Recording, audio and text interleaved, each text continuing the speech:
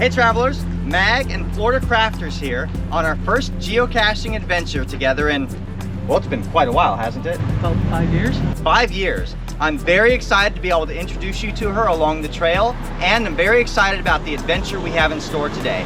We'll be taking on the trail here in Hanauma Bay. It's at least a mile out for us, and from there we're gonna loop around above the coastline before we start our way back. I'm expecting by the end of it, we're gonna get easily 3 miles of hiking in. It looks like it's gonna be beautiful views all the way, and of course, as you know, there's gonna be geocaches to be found. So let's get out there and see what Hanauma Bay has in store for us today. Come on, let's go. Welcome to the Hanauma Bay Nature Preserve. FlCrafters and I have decided to take this on as our first trail together here in Oahu because it is rated as a novice level trail to the top. And just to give you an idea of how hard the terrain out here is going to be, those tiny towers on the back of that hill right there, that's where we're heading. So you know it's uphill, as it always seems to be. Let's go. Fortunately, the trail, just shy of a mile leading to the top, is paved the whole way through. I have been very excited to be able to introduce you guys to FlCrafters for a long time, because when I began geocaching, well, it really all began with her. Where did we find our first geocache? In Bahrain. Bahrain of all places. And well, as you know, it's become quite the hobby since then. I created a monster. She sure did, but she's a monster as well. How many countries have you geocached in? So the United States, that makes 9, so I'm getting there. And how many states have you cached in? 31. 31.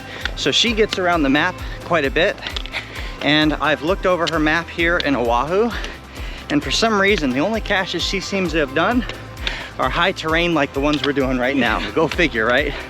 So it's really not all about the numbers, about the quality of caches, and look how spectacular that view is as we're ascending. Yep. Can't wait to see it from the top. We do our best not to be intimidated as we continue to climb up the hill, knowing that eventually it will top out. One thing you will immediately notice about this trail is the lack of trees. So as you're ascending, you are really feeling that sun just beating down on you as you're climbing up the whole way, and there is nowhere to find any rest in the shade whatsoever. So you really just got to keep going, or do what we're doing, take a break, get a little water, and then continue that ascent. Whew. Each time I look down at the view of Hanauma Bay, I feel my spirits lifting a little further toward the top of this thing. And just about every time we feel like we've come up to the top of this, we can see the path going just a little further uphill. So hopefully those towers are the top, but you know, guess we'll see when we get there. Looking out to the west, opposite of Hanauma Bay, we can catch a pretty good view down into Hawaii Kai. This is one of the larger communities on the eastern side of the island, also known as Moanalua or Koko Marina.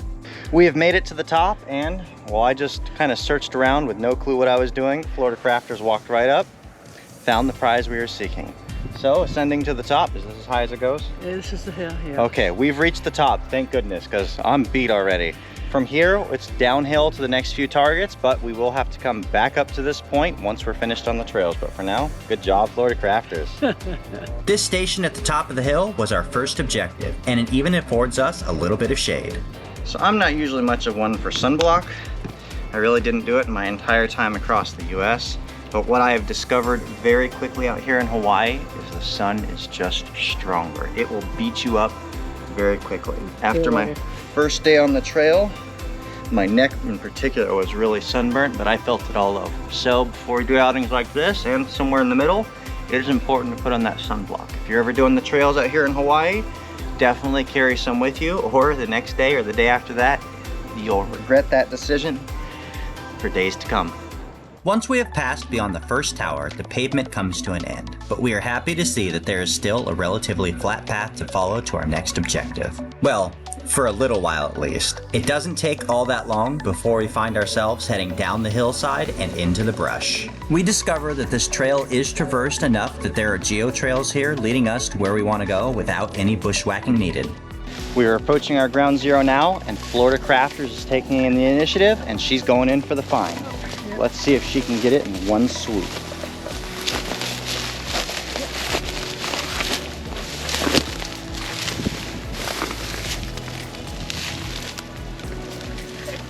Oh, there it is. There we go.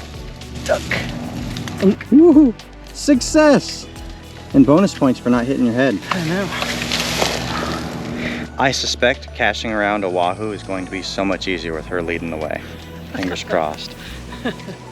Yeah. As soon as we reach the far side of the hill, it is time to start descending back toward the sea again. There's nothing quite like having that bird's eye view from up here on the ridgetop. We can actually see exactly where we're going now. Right down there at the end of that road is where the last geocache on this trail is located. So seeing our objective and getting there are two different things, because it's a long way down, and of course, you know, it's a long way back up. As we begin to take on the descent toward our next objective, we quickly realize that the downhill isn't going to do us any favors. Oftentimes, you hope that heading downhill will save you a little bit of energy or allow you to go a little bit faster, but that's simply not the case. There is a thin layer of loose dirt sitting just on top of the trail the whole way down, making it very easy to slip if you don't have firm footing. I take the lead, calling back to FlCrafters whenever I encounter a tricky spot. So far, we have managed to make it this far without a single slip. This is definitely the kind of trail where you want to watch your step. As you can see from the terrain here, it is completely uneven on this very sharp descent downhill. So if you miss a single footing, you might be going rolling. And the best case scenario is going rolling down the hill, because rolling off the side, not a great option. A very good time for us to have our handy dandy hiking sticks, so we have that extra point of balance. So if we do start to tumble, we have something to catch us. At several points along the way, I find myself laughing at just how close the trail runs along the edge. Sure, it makes us uncomfortable, but it also makes for an unbeatable view.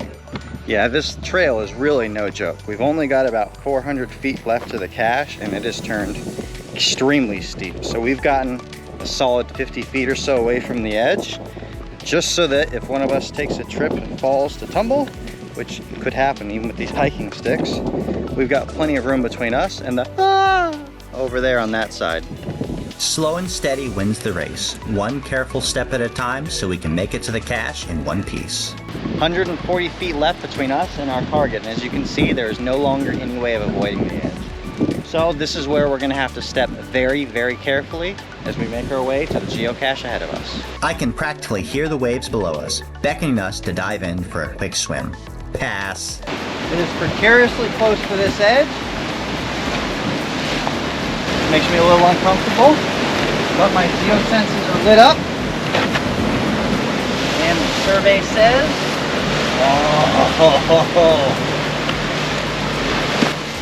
look at that. All made worthwhile for a pill bottle waiting for us at the end of the road. The next geocache isn't too far in front of us, but it sure does look far from here. This is where knowing how to read the satellite imagery really braces you for what's about to come. We knew coming down here that in all probability we'd have to take the same trail back up to get around to the next few geocaches. They're actually not too far away, just up there on top of that hill.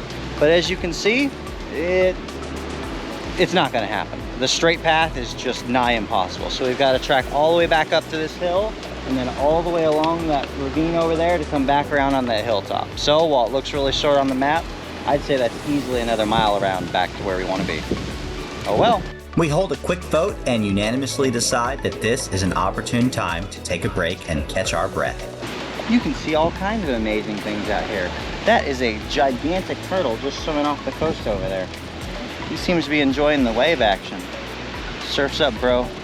And if that sea turtle looks this big from up here, it's gotta be huge. It's hard to decide what's more difficult, coming down or going up.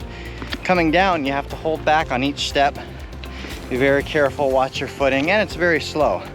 But going back up, it's actually much of the same. You have to really watch each step along the way. Honestly though, I gotta tell you, I think we're making twice the speed coming up as we did going down, just because falling up is a lot less scary than falling down.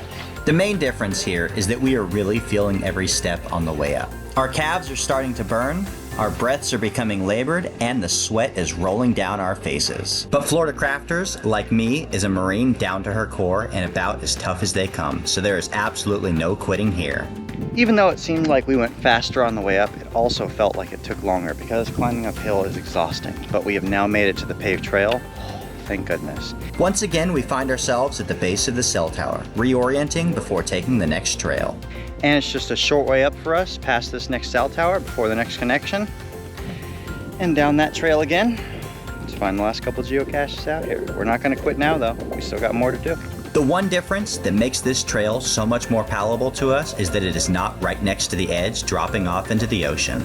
Removing that single stressor turns this into a walk in the park by comparison. It isn't until we get a pretty significant way down though that we realize the next geocache is going to have us doing a little bit of bushwhacking. Without hesitation, we brace for impact, diving into the scrubs. Once again, it appears Florida Crafters is just a much better geocacher than I am. While I'm still prancing around in this tall grass, I hear the beautiful sound of found it. So let's see what we're working with. This one's pretty old too. This has been here since 2003. So more than 20 years, this geocache has been sitting here waiting for the moment when we come and find it and add our names to the logbook.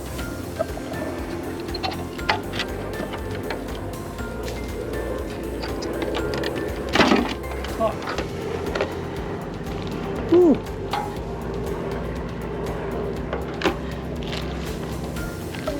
A little wet.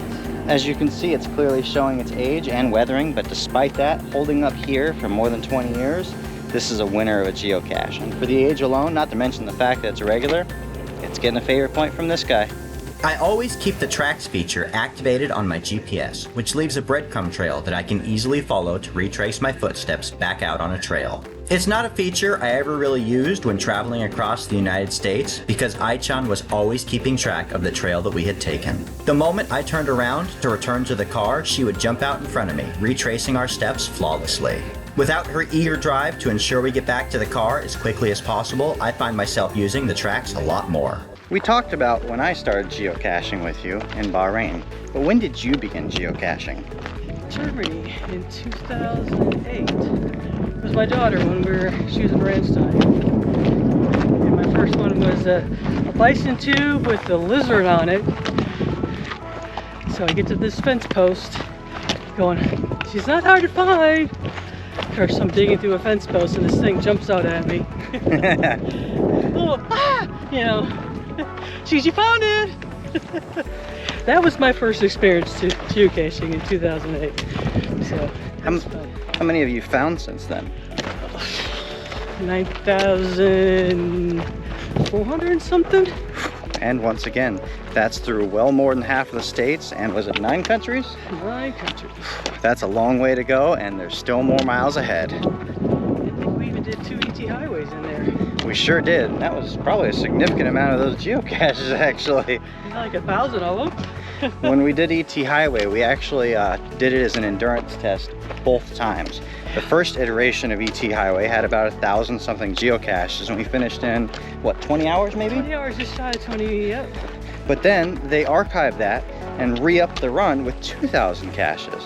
So once again, we said, okay, let's see how many we can physically do in as quick of a time as possible, and I think 40 hours it took us? In the snow. Straight, 40 hours straight of geocaching. By the time we finished, we were all just beat. Yeah, we had to drive out of that snowstorm because it was coming down. And Florida, at a gas station in the ice, that was fun. Florida Crafters did all the driving on the way out because the rest of us had no energy to even put our foot on the gas pedal at that point. Thank you for that one. Legendary.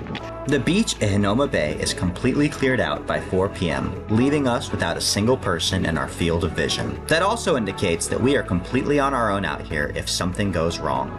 Sometimes it's going just a little bit farther. We're at the ground zero for this geocache, but there's some kind of memorial marker right down there by the edge, and I want to get a closer look. So I'm going to climb down these rocks carefully and go see what it is. Fortunately, these rocks are far more sturdy than they appear, providing solid footing with every step. The only thing I really need to be careful about is any of the loose debris on top before I commit my weight to the next foot. The details on the marker start to become a little clearer as I approach. It appears to be a wooden post that was placed here a long time ago, very likely as a grave marker. There's really no way for me to tell for sure what it is. Time has clearly taken its toll, and it is well being past the point of being able to identify what this was originally placed here for. But it still made a great reason to come down to the shoreside and get a view of the waves crashing up against these rocks. In fact, this is as close as I've been able to get to the water all day long, but it's still a pretty long way down from here. When I turn around with the intent to return to the ground zero, I realize I have a little bit of a climb ahead of me. Fortunately, Florida Crafters is on the GZ, waving me in. As you can see from this landscape out here, there are like quite literally a million places for a geocache to be hiding. But there's only one place where it's actually hiding. Hey, lizard. Oh, we got a friend out here too. Yeah. Yeah. And that is what success looked like. And just like that, we have finished our time out here in Hanauma Bay. All the geocaches in the bag. That means, however, that it is time for one more ascent up to the top of the trail before we can head back down again.